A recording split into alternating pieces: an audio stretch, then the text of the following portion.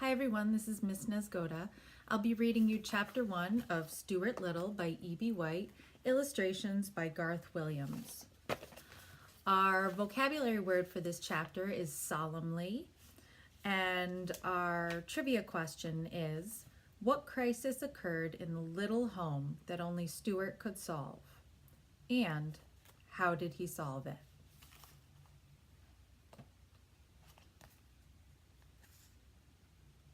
Uncover.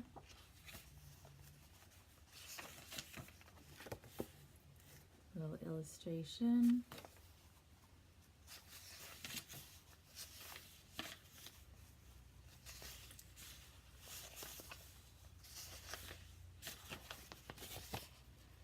Chapter 1, In the Drain.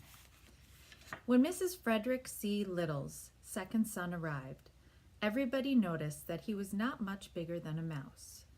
The truth of the matter was, the baby looked very much like a mouse in every way. He was only about 2 inches high, and he had a mouse's sharp nose, a mouse's tail, a mouse's whiskers, and the pleasant, shy manner of a mouse.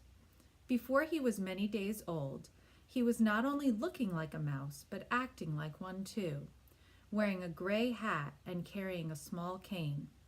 Mr. and Mrs. Little named him Stuart, and Mr. Little made him a tiny bed out of 4 clothespins and a cigarette box.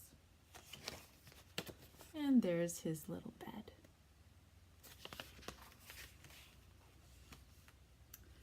Unlike most babies, Stuart could walk as soon as he was born. When he was a week old, he could climb lamps by shinnying up the cord. Mrs. Little saw right away that the infant clothes she had provided were unsuitable, and she set to work and made him a fine little blue worsted suit with patch pockets in which he could keep his handkerchief, his money, and his keys.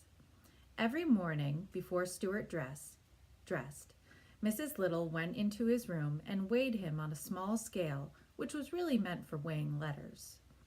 At birth, Stuart could have been sent by first-class mail for 3 cents, but his parents preferred to keep him rather than send him away, and when at the age of a month he had gained only 1/3 of an ounce, his mother was so worried she sent for the doctor. The doctor was delighted with Stuart and said that it was very unusual for an American family to have a mouse. He took Stuart's temperature and found that it was 98.6, which is normal for a mouse. He also examined Stuart's chest and heart and looked into his ears solemnly with a flashlight. Not every doctor can look into a mouse's ear without laughing. Everything seemed to be all right, and Mrs. Little was pleased to get such a good report.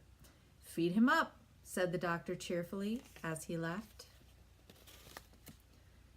There's the picture of the doctor looking solemnly into Stuart's ear. The home of the Little family was a pleasant place near a park in New York City. In the mornings, the sun streamed in through the east windows, and all the Littles were up early as a general rule. Stuart was a great help to his parents and to his older brother George because of his small size and because he could do things that a mouse can do and was agreeable about doing them. One day when Mrs. Little was washing out the bathtub after Mr. Little had taken a bath, she lost a ring off her finger and was horrified to discover that it had fallen down the drain. This might be a great place to think about doing a sketch. Maybe. "What had I better do?" she cried, trying to keep the tears back. "If I were you," said George, "I would bend a hairpin in the shape of a fish hook and tie it onto a piece of string and try to fish the ring out with it." So Mrs. Little found a piece of string and a hairpin, and for about a half hour she fished for the ring. But it was dark down the drain, and the hook always seemed to catch on something before she could get it down to where the ring was. "What luck?" inquired Mr. Little, coming into the bathroom. "No luck at all," said Mrs. Little. "The ring is so far down I can't fish it up." "Why don't we send Stuart down after it?" suggested Mr. Little. "How about it, Stuart? Would you like to try?" "Yes, I would," Stuart replied, "but I think I'd better get on into my old pants. I imagine it's wet down there." "It's all of that," said George, who was a trifle annoyed that his hook idea hadn't worked. So Stuart slipped into his old pants and prepared to go down the drain after the ring. He decided to carry the string along with him, leaving one end in charge of his father. "When I jerk 3 times on the ring, pull me up," he said. And while Mr. Little knelt in the tub, Stuart slid easily down the drain and was lost to view. And here's the picture of Stuart going down the drain, holding on to the string, not the ring, not yet. In a minute or so, there came 3 quick jerks on the string, and Mr. Little carefully hauled it up. There, at the end, was Stuart with the ring safely around his neck. "Oh, my brave little son," said Mrs. Little proudly, as she kissed Stuart and thanked him. "How was it down there?" asked Mr. Little, who was always curious to know about places he had never been to. "It was all right," said Stuart.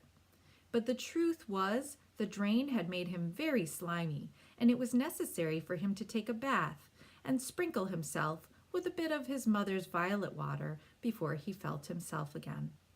Everybody in the family thought he had been awfully good about the whole thing. And there he is, sprinkling himself with his mother's violet water, which is really just perfume. So he's taking a shower in it. And that is the end of chapter 1. And once again, the comprehension question from this chapter is, what crisis occurred in the little home that only Stuart could solve? How did he solve it?